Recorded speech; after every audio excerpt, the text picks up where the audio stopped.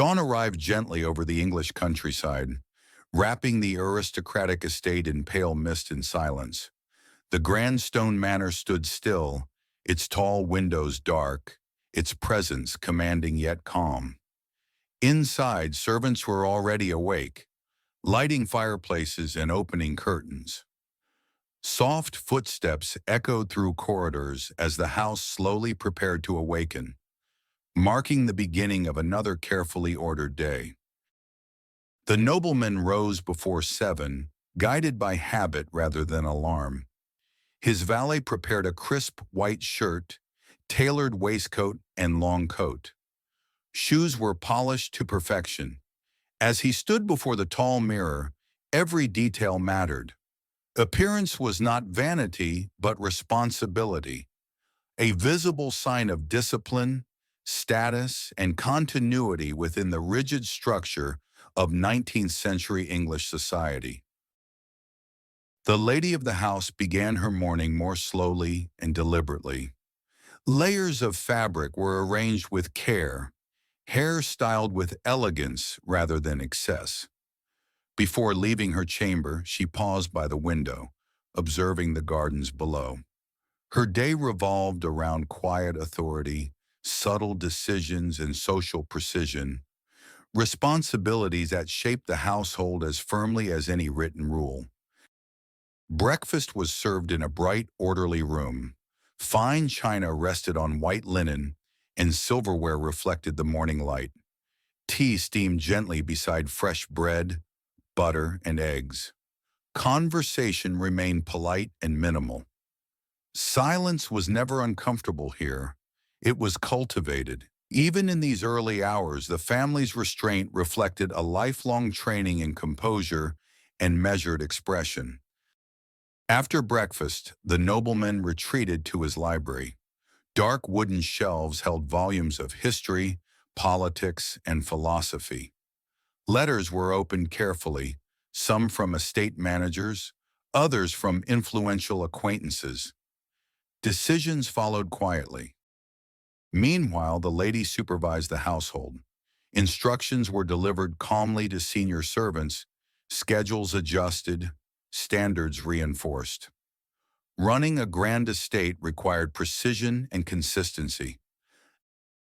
The children began their lessons under private tutors. French pronunciation, European history, and English literature filled the morning hours. Music followed, often piano or violin. Education was not merely academic, it was preparation for visibility. Late mornings sometimes brought a ride across the estate. The nobleman mounted his horse, coat flowing lightly in the wind. Paths curved through fields and hedges. These inspections were symbolic yet meaningful. At the same time, the lady handled correspondence. Invitations were written with elegant restraint, replies carefully phrased. Social balance depended on precision. Midday luncheon was shared formally yet comfortably. Soup, roasted meat, vegetables, and bread were served in sequence. Conversation turned to national affairs, parliament, or recent social news. Voices remained calm. The afternoon slowed its pace. The nobleman read newspapers or reflected in silence, surrounded by ticking clocks and filtered light. These quiet hours allowed contemplation. Progress, reform, and empire pressed against tradition. The lady spent the afternoon engaged in refined arts. Piano melodies echoed softly through the halls. Sometimes she painted or sewed, movements practiced and graceful. These activities express cultivation, not leisure alone. Artistic skill demonstrated breeding, patience, and taste, qualities admired deeply within aristocratic circles and quietly measured during every social encounter. The children spent time outdoors under supervision. Walks through the gardens, structured games, and polite conversation filled their hours. Freedom existed within limits.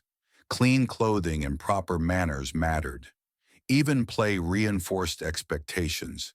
preparing them for lives shaped by responsibility, observation, and the constant awareness of representing their family's name. Afternoon tea marked a social highlight. Guests arrived for delicate pastries and warm conversation. Smiles appeared effortless, yet attention remained sharp. Beneath pleasant exchanges flowed subtle judgments and alliances. As evening approached, the house transformed. Sunlight faded, candles were lit, and servants moved with purpose. The scent of cooking drifted through corridors. Anticipation built quietly. Before dinner, attire changed once more. Evening garments were darker, richer, and precise. Jewelry caught candlelight. Every reflection mattered. Dinner unfolded in deliberate stages. Courses arrived in rhythm, each accompanied by refined conversation. After dinner, music filled the room. A piano performance drew quiet attention. Others listened, hands folded, expressions composed. Music softened the formality without dissolving it. Some evenings included poetry readings or thoughtful games. Discussions sharpened wit and revealed intellect. Humor remained measured. Even relaxation carried expectation. Every word contributed to perception. The night became an extension of the day's discipline, reinforcing identity through elegance, restraint, and carefully displayed intelligence. Larger gatherings sometimes extended late. Candlelight shimmered across silk and crystal. Conversations overlapped softly. Beneath the beauty, negotiations and silent evaluations continued. Aristocratic society smiled while calculating, preserving grace while shaping future influence behind polished manners and courteous gestures. When guests departed, calm returned gradually. Servants restored order, extinguishing candles and closing doors. The family withdrew, tired yet composed. Another day had fulfilled its purpose. Routine was not repetition, but reinforcement, maintaining balance within a system designed to endure generations. Before sleep, the noblemen reviewed notes or planned tomorrow quietly.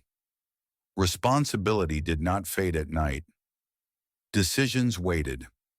Leadership required foresight, patience, and restraint. Even in solitude, the weight of heritage shaped thought, reminding him that privilege and duty remained inseparable. The lady dimmed the lamp and prepared for rest. Garments were folded carefully. Tomorrow promised the same structure. Stability was comfort. Hallways fell silent. Only distant wind moved the ancient trees outside. The manor rested, holding centuries of memory within its walls. It had witnessed power, decline, and renewal. Complete silence settled at last. Tomorrow would repeat the rhythm: dawn, duty, ceremony, and rest.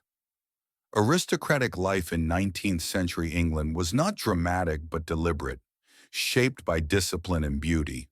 A world where every day appeared similar, yet each quietly reinforced power, identity, and legacy.